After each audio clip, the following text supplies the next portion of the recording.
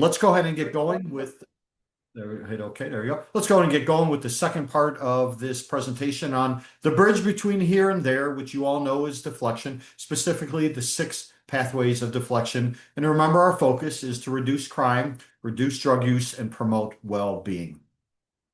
Our objectives, these are updated from last time. You'll see the ones that are lined through because that's what we did when we met in September. This time, we're going to state the difference between deflection and diversion. What is this other D word called diversion, and how does it fit into the language of deflection? Then we're going to understand, how does deflection fit within prevention and diversion? You probably haven't seen this before. This is something that's not newer, but newer in the sense of when we're using it. And then we'll cover the final 3 pathways today of the 6 pathways because we did the first 3 last time. And you'll probably see something new in those final 3 pathways also. So these are learning objectives. And when you get the full presentation, obviously it will cover all 6 of these. And as always, I want to present, no matter where you are in deflection, opportunities to join both the national and global conversation around deflection. The National Summit is coming up in New Orleans in December. If you haven't registered yet, join us in New Orleans. Go ahead and register. Join us at the PTACC website. On the right-hand side, you can see the summit themes. I'm also very mindful and very supportive. ODA has its summit coming up. I will be there. I've submitted a session. Maybe it gets accepted, maybe not, but I'll be there anyway, and I will look forward to seeing you. But as a very good compliment to that, invite you to come to the national event that is going on in New Orleans. And related to today's presentation, this is from the PTACC website. It is the range of free downloadable documents that are available. And I highlight it because the second one on your screen where it says download, the PTACC understanding of deflection and diversion, that's actually in this presentation. You can go there and download it also as a separate PDF file if you wanted that directly, or any other resource that's on the PTACC website. So hope to see you all in New Orleans. All right, let's get started then with the learning objectives for today. Deflection is an effective public safety, public health strategy. Again, this is the presentation or part of it that's on the PTACC website that's available for free. You can take it, use it, do whatever you want with it. It is designed from the field and by the field and for the field. Today, we're going to be covering 2 things, as I said, with deflection versus diversion, and then how does deflection fit in with prevention? So as you can see on the screen, on the left-hand side is deflection, that's in green. Main difference between it and its cousin or sister or brother, or however you want to call it, the other D word, which is diversion, is community or deflection occurs entirely in the community. That is the main difference between that and diversion, which is in the orange. On the right-hand side, and diversion occurs post-filing of charges. Post-filing of charges, right? So that's the main difference. What's diversion? Hey, we have filed charges and we are now into the legal system, into the justice system, and that's going to take control. What about pre-charging? Before we ever do any charges, but maybe an arrest has occurred. We're still in deflection, and we'll talk about that pathway today. It's one of the unique pathways of deflection. There might be an arrest, but we don't get charging, so we don't cross into the orange. We stay on the left-hand side in the green, and as long as we're in the green, 0 or 1, community and law enforcement encounters. And now we also say fire and EMS and community response and the second responder workforce. That's all in the 0-1 space. No charges filed. We, of course, are doing deflection. So that's deflection versus diversion. The orange dotted line you see in the middle is have charges been filed or not. And that's how you understand it. If an arrest occurs, just to hit this point again, an arrest occurs, but charges haven't been filed, you still can act in the deflection space. It's one of the harder parts of deflection sometimes. Communities may do both, but often they do one or the other. Regardless, we'll talk about that. Deflection versus diversion. Next thing that I want to show you. Jack, can I interrupt you real quick? I'm sorry. I just noticed that you're breaking up a little bit, and I don't want that to disrupt the presentation. My suggestion would be to take off your video, which I know I love to be able to see you while you're talking, but I much be able to hear you through the breaking up.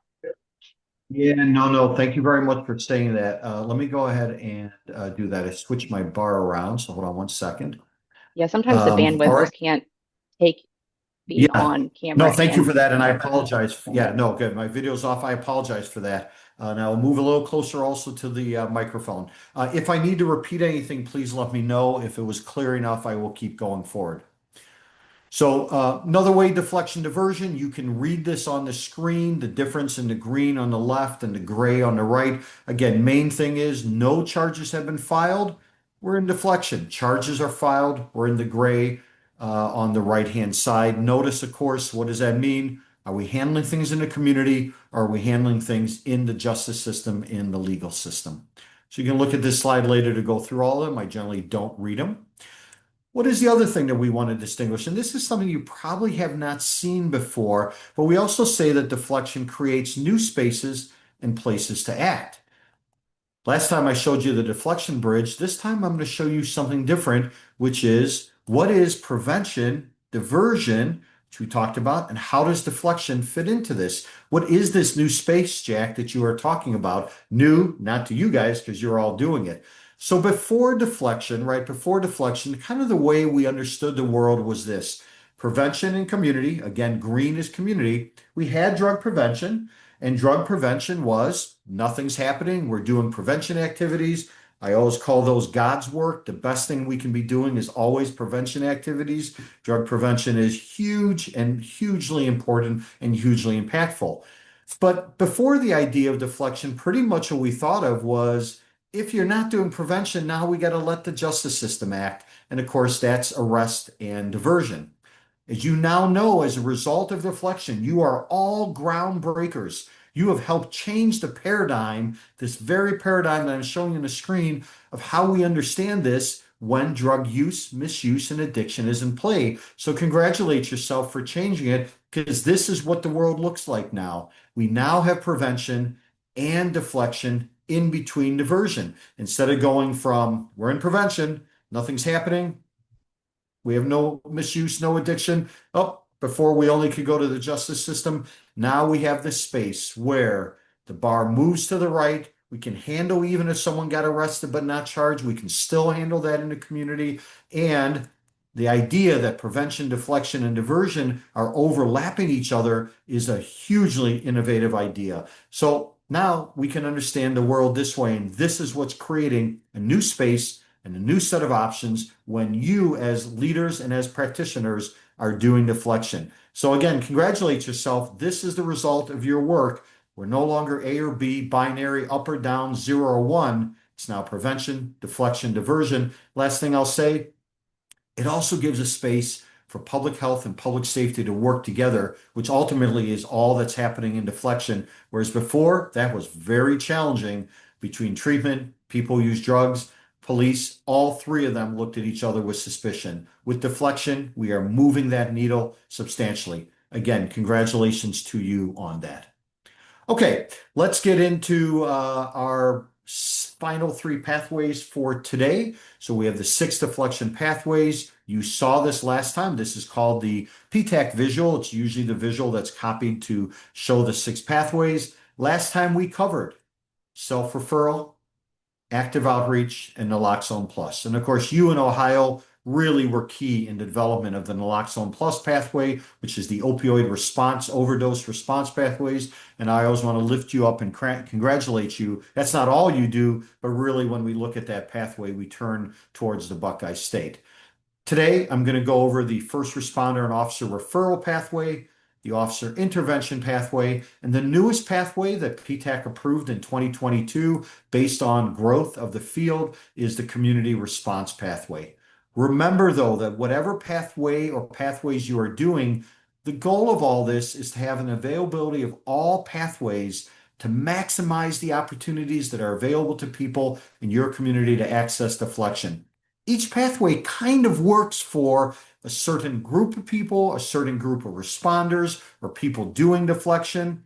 So you got to do all of them to kind of reach everybody, but you can't do all of them necessarily because it depends on what interventions you have. Still, if you're doing one of these, add in another. If you're doing 3, can you do 4? Again, the pathways do different things, access and meet people at different places, different points in time, and that's the reason that you want to do them. And the reason we describe the pathways is to make sure that you know what is the range of options out there available in deflection. Whatever they're called, whatever their terminology, I don't really worry about that at all. I think about what pathways have you opened up? And if you don't know what the pathways are, you might not know that there's other ways of doing things at the point of arrest or on patrol or when paramedics are in play. And that's the idea and why the 6 pathways matter. Okay, let's go in then to, oh, forgot about this. Sorry, I did this last time too. There is a federal document about the pathways for deflection that covers it. It is available. You might have to reach out to me to get it because the DOJ websites are down right now. So if this link is not working, just pop me a note and I will send that to you. Okay, let's get to the first of the 3 pathways we're covering for today. And we're just under 10 minutes, so we're very good on time. This is the first responder officer referral pathway. This is a prevention pathway still, prevention in the sense that we're not at the point of arrest, right? So we're not at the point of arrest, but we're looking at preventing the need for an arrest next time, possibly, or the need for going to the emergency room, or the need for some action that's now going to move us from that green side over to the gray side or the orange side where we're now talking about diversion, but we're not there yet. We're not at that point. So you can read the definition. This presentation, if you remember, I'm seeding it within the world of law enforcement, but this kind of deflection, which is why it's called first responder, not just officer referral, can be done by fire, by EMS, by paramedics also. And now with the advancement in the field of community response, and that doesn't mean response is in get in a vehicle, put on lights and sirens. It just means your second response or responder workforce that's out there also doing outreach can now do and can also do first responder referral as a preventative pathway. Nevertheless, historically, this is what LEAD did. LEAD started the field of deflection in 2011 in Seattle. This was how they were understanding this, and another pathway were how they were understanding the world. In other words, encounters that could be going one way or the other, and we want to be in the space of sending it and keeping it in community. Its best use, as you can see, is a tool for officers to respond to addiction as part of routine activities, things that are going on.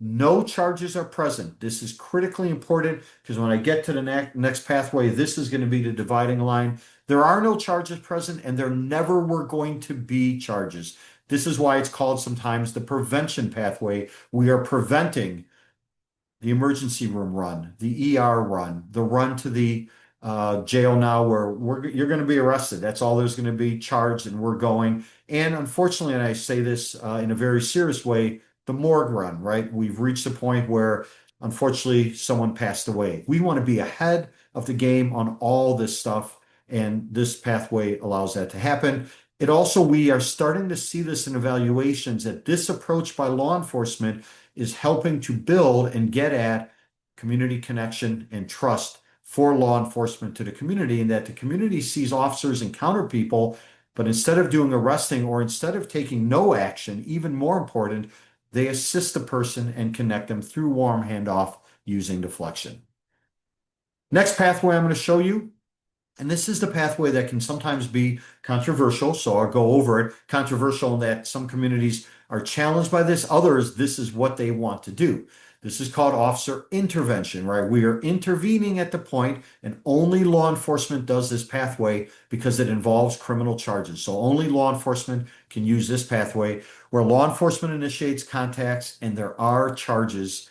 We're not going to file the charges, but there are charges and they are held in abeyance, or some kind of mechanism is used, a citation, but not citation in lieu of arrest. Some kind of formal process initiates by which now accountability will be required of the person to show what they have done. Now, this doesn't mean accountability does not exist in the other pathways of deflection. It does. This means now the police, sometimes in line with the prosecutors, again, no charging has happened, are saying, well, Jack, on this arrest, this is what we need to do. We're not going to charge you, but we are going to be watching very closely to what you do.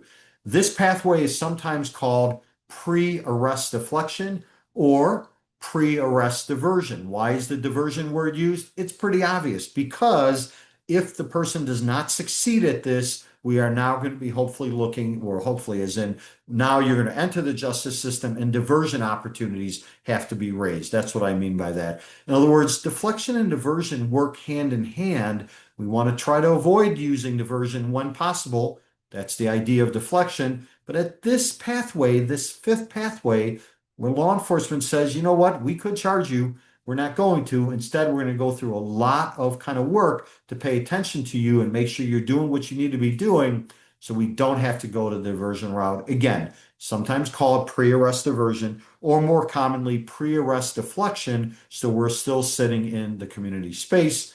Started in Tallahassee in Florida, civil citation. Seattle lead also does this.